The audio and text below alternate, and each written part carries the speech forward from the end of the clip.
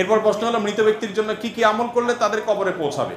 মৃত ব্যক্তির জন্য আমরা যে আমলগুলো করলে তাদের কবরে পৌঁছাবে, তাদের আমলনামা যুক্ত হবে, এর মধ্যে থেকে দোয়া এবং দান এই দুইটার পরে কোনো তেমন দ্বিমত নাই, সমস্ত উলামা একরামই একমত। সবচেয়ে বেশি মৃত ব্যক্তির জন্য উপকার হবে কোন জিনিসটা? দোয়ার চাইতে উপকারী কিছু নাই। এক হাদিসে আসছে নবীজি সাল্লাল্লাহু আলাইহি সাল্লাম বলেছেন, একজন মানুষ মৃত্যুর পর তাকে আল্লাহ রাব্বুল আলামিন জান্নাত দিয়েছেন, জান্নাতি হিসাবে তার মর্যাদা আল্লাহ তাআলা বাড়িয়ে দিয়েছেন, আফার ক্লাসে দিয়ে দিচ্ছেন, প্রমোশন দিয়ে দিচ্ছেন। সে বলে যে আমাকে উপরের ক্লাসে জান্নাত দেওয়া হলো, ব্যাপার কি? মানুষ মরার পরে তো কোনো আমলের সুযোগ নাই, আমি তো কোনো আমল করি না যে আমাকে ক্লাস উন্নতি করে দেওয়া হলো, এটা কেন হলো, মানে এই সুবিধাটা আমি কিভাবে পাইলাম, আমি জানতে চাইবে। তখন আল্লাহ তাআলার তরফ থেকে তাকে বলা হবে, এটা তোমার দুনিয়াতে রেখে যাওয়া সন্তানরা তোমার জন্য যে দোয়া করেছে, সেই দোয়ার কারণে তোমার মর্যাদা বৃদ্ধি করে দেওয়া হয়েছে। তো এই জন্য দোয়া হলো মৃত ব্যক্তিদের জন্য সবচেয়ে বড় করণীয়, মেইন করণীয় দোয়া।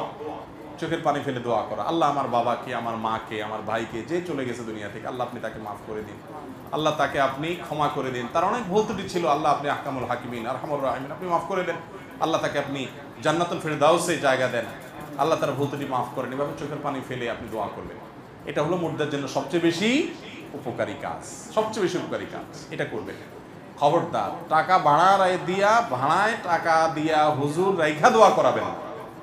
মৃত ব্যক্তির জন্য দোয়া নিজে করবেন বা ওলামাদের কাছে দোয়া চাইবেন, হুজুর দোয়া করেন, এটা ঠিক আছে। কিন্তু দোয়া করা এক জিনিস, দোয়া চাওয়া এক জিনিস, আর দোয়া করানো কিন্তু আরেক জিনিস। দোয়া করতে পয়সা লাগে না, চাইতেও, কিন্তু করাইতে কি কি লাগে? আগরবাতি লাগবে, আপনার মিষ্টির প্যাকেট লাগবে, হুজুরের হাদিয়া লাগবে, একটা বাজেট লাগবে, তাই না? মৃত ব্যক্তির জন্য দোয়া করাইয়া বিনিময় দিয়া দোয়া করাবেন, এটা জায়েজ, এটা করাবেন না। তো মৃত ব্যক্তির জন্য দোয়া করবে, এটা অনেক বেশি উপকারী। নবী করিম সাল্লাল্লাহু আলাইহি সাল্লাম বলেছেন, মানুষ মারা যাওয়ার পরে সব আমল বন্ধ হয়ে যায়, তবে তিনটা আমল খোলা থাকে। এর ভিতরে একটা হলো আও ওয়ালাদুন সালিহ ইয়াদউ লাহ, নেক্সট সন্তান যদি বাপ মার জন্য কি করে? দোয়া করে। এই জন্য তাদের জন্য ক্ষমা প্রার্থনা, ইস্তেগফার এবং দোয়া করবেন। এক। দ্বিতীয় হলো দান সাদাকা, এটা যত করতে পারে তার পক্ষ থেকে, আল্লাহ আমার বাবার তরফ থেকে দানটা করলাম, এই এতিমটা লালন পালন করে, আল্লাহ সওয়াবটা আমার বাবারে দিয়েন। হ্যাঁ, এই মসজিদে আমি এই টাকাটা দিলাম, আল্লাহ সওয়াবটা আমার মায়ের কবরে, ওনার আমল নামায় আপনি যোগ করে দিয়েন। এভাবে তাদের তরফ থেকে দান করতে পারেন। প্রচুর পরিমাণ হাদিসে এর সম্পর্কে বলা আছে। এছাড়া হজমরাও আপনি মুর্দাদের তরফ থেকে করতে পারেন। বহু হাদিসে আসছে এরকম। নবী করিম সাল্লাল্লাহু আলাইহি ওয়াসাল্লাম সাহাবীরা জিজ্ঞেস করছে, ইয়া রাসূলুল্লাহ, আমার মা মারা গেছেন, হজ করতে পারেন না, আমি হজ করতে পারি কিনা? তখন বলেছেন, হ্যাঁ, তুমি তার তরফ থেকে হজ করো। হজমরা মৃত ব্যক্তির তরফ থেকে করা যায়।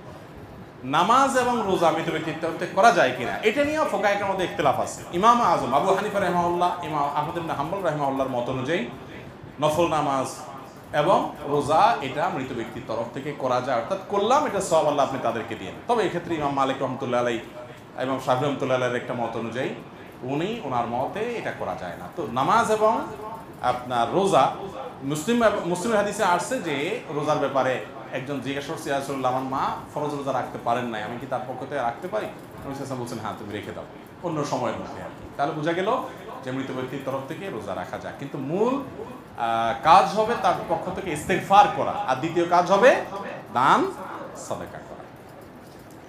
এরপর ফজর, জোহর, আসর, এশার আগে সুন্নত পড়ি, কিন্তু মাগরিবের সুন্নত কেন পড়বো, কেন পরে পড়বো? বাহ, ফজর, জোহর, আসর, এশার আগে সুন্নত পড়ি, কিন্তু মাগরিবের সুন্নত কেন পরে পড়বো? আজব প্রশ্ন ভাই। আচ্ছা, এ জাতীয় আরো অনেক প্রশ্ন আছে। জোহরের রাকাত নামাজ 4 রাকাত কেন, মাগরিব 3 রাকাত কেন? আধ্যাত্মিক একটা ভাব আসে না প্রশ্নের মধ্যে? হাস্যকর প্রশ্ন। হাস্যকর কেন বললাম বলি, এই নির্দেশদাতা কে? নামাজের নির্দেশদাতা কে? আমরা হলাম আল্লাহর কি? গোলাম, সৃষ্টি। এমন ছোট সৃষ্টি যে আয়তনে আল্লাহর আমাদের চেয়ে কত বড় সৃষ্টি, অগণিত হাজারে হাজারে কাতারে কাতারে আছে, ঠিক না? ঠিক। এখন ক্ষুদ্রাতি ক্ষুদ্র এই সৃষ্টি জিজ্ঞাসা করতেছে, আল্লাহ কেন আমাদেরকে এটা বলবে? হাস্যকর না? বুঝেন নাই পুরাপুরি? আপনি ধরেন একটা বড় ইন্ডাস্ট্রির মালিক, আপনি একজন বড় ব্যবসায়ী, আপনি একটা বড় পদস্থ কর্মকর্তা, অনেক বড় দায়িত্ব পালন করেন, আপনি মন্ত্রী, মিনিস্টার, অনেক। আপনার একজন হাউস ড্রাইভার আছে, অথবা আপনার একজন পিয়ন আছে। এ আল্লাহর বান্দা, তারা আপনি হয়তো বললেন যে গাড়িটা নিয়ে অমুক জায়গায় যাও, আবার অমুক জায়গায় যাও, এই কাজটা করো, এরে এই টাকাটা দিয়ে আসো, ওখানে ওইটা করো, এরে 1 লাখ দিও, ওরে 50,000 দিও। এই যদি জিজ্ঞেস করে স্যার এরে 1 লাখ দিয়ে দিবেন, এখানে 50,000 কেন বললেন? তো এটা হাস্যকর প্রশ্ন কিনা বলো? এটা তো তোমার বুঝার কথা না বাবু। আমি কোথায় কি করতে বলবো এই সব রহস্য যদি তুমি বুঝে যাও, তাহলে তো তুমি আমার মতো ব্যবসায়ী হয়ে যেতে। তোমার তো এটা জানার দরকার না আমি কোথায় কি জন্য দিতে বলছি, ঠিক না ভাই? ঠিক। আল্লামা ইকবাল বলেছেন, জু সমঝ মে আ গই वो फिर खुदा क्यों कर हुआ। যে আল্লাহর সব কিছুকে আপনি আপনার এই ক্ষুদ্র মস্তিষ্ক দ্বারা রপ্ত করে ফেলেছেন, বুঝে ফেলেছেন, আয়ত্ত করে ফেলেছেন, সবকিছু আপনি ধরে ফেলেছেন, সে আবার আল্লাহ হয় কেমন? আল্লাহ তো এমন এক সত্তা যে তাকে আপনার এই ক্ষুদ্র ব্রেন দিয়ে পরিপূর্ণ ক্যাপচার করতে, তার সবই যদি আপনি বুঝে যান, তাহলে আপনার সাথে তার পার্থক্যটা কি? বুঝেন নাই কথা? অনেক যুক্তি আমি দিতে পারবো। অনেক ওলামায়ে কেরাম, আশরাফুল থানভির একটা কিতাব আছে, আল আজওয়াবা আল মুসকিতা নামে আরবিতে একটা কিতাব আছে, আমার কাছে আছে। আমি অন্তত 5টা জবাব দিতে পারবো যে কেন মাগরিবের পরে সুন্নত, যোহরের আগে সুন্নত, মাগরিবের আগে কেন নাই, তারপরে যাই এখানে 3 রাকাত কেন, ওখানে 4 রাকাত। এটা নিয়ে অনেক ওলামায়ে কেরাম, অনেক গবেষকরা গবেষণা করে অনেক হিকমত, অনেক রহস্য আবিষ্কার করেছেন। কিন্তু মূল কথাটা আমি আপনাদের বলছি, সেটা হলো যে গবেষকরা গবেষণা করে বের করেছেন, সেগুলো জানার পরে আমাদের ঈমান বাড়বে, আমরা জানবো, ঠিক আছে। কিন্তু মূল কথা মাথায় রাখতে হবে যে আমি তো আল্লাহর সৃষ্টি, আল্লাহ আমাকে কোন নির্দেশ কেন দিয়েছেন, এটা যদি আমি আল্লাহর এইটার ব্যাপারে যে প্রশ্ন তুলি, তার মানে আল্লাহকে আল্লাহ হিসেবে আমি স্বীকারই করলাম। তিনি যদি আল্লাহ হন, আমি যদি তার সৃষ্টি হই, আমি আবার এই প্রশ্ন রাখার নৈতিক অধিকার কোত্থেকে আসে? আমি যদি সব বুঝেই ফেলি, আল্লাহর সব কিছু রহস্য ধরে ফেলি, তাহলে তো আল্লাহ হলেন কিভাবে উনি? সেই মহান সত্তা আল্লাহ মানেই হলো, আরে ভাই দুনিয়ার প্রধানমন্ত্রী, দুনিয়ার প্রেসিডেন্ট, দুনিয়ার মন্ত্রী মিনিস্টার, দুনিয়ার ব্যবসা বাণিজ্য যারা করেন, সে ড্রাইভার আর মালিক দুইজনই মানুষ, দুইজনই, কেউ কারো স্রষ্টা না।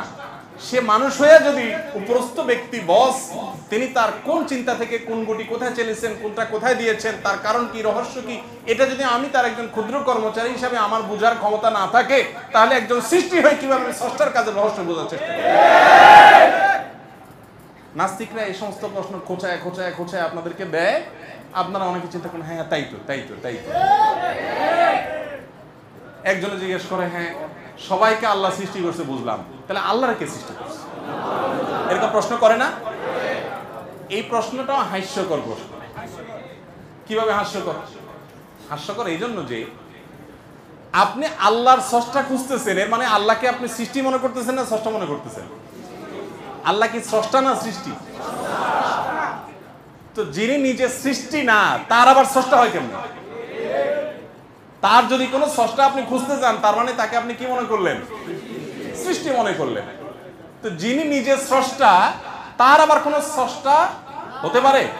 তার যদি স্রষ্টা থাকে নাউজুবিল্লাহ, তাহলে তো তিনি আর স্রষ্টাই হলেন না, তিনি নিজে কি হয়ে গেলেন? এইসব হাস্যকর প্রশ্ন অনেকে আমাদেরকে দেয়, আমরা মনে করি হ্যাঁ তাই তো তাই তো, আরে কি জানি কি। আমার কাছে একবার একজন একটা প্রশ্ন নিয়ে আসছে অনেক আগে, আমি তখন ছাত্র, যশোরে আমি পড়াশোনা করি। আমার কাছে নিয়ে আসছে, বলো হুজুর একটা জটিল প্রশ্ন আছে খুব, উনি মোসে তাওটাও দিয়ে বসতেছেন, ভালো মানুষ। তো আমি বললাম যে আপনি আগে স্বাভাবিক হন, প্রশ্ন পরে করেন। কেন? আমি যেইভাবে আপনি মোসে তাওটাও দিতেছেন, মনে হয় যে এই প্রশ্ন উঠতে চান।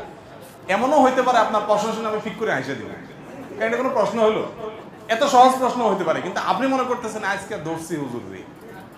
তো অনেকে এই ধরনের প্রশ্ন করেন, বিশেষ করে ইসলাম বিদ্বেষী আমাদের যে বন্ধুরা আছেন ওনারা। আমরা তো আমাদের রবের উপর ঈমান আনছি, ঠিক না? ঠিক। আপনি যদি সব কিছু বুঝে বুঝেই করবেন, আপনার বুঝে না খাটলে করবেন না, তাহলে তো আপনি আল্লাহর প্রতি ঈমানদার না, আপনি আপনার বুঝের ঈমানদার। আপনি গোলাম কি আপনার বুঝেন না আপনার আল্লাহর?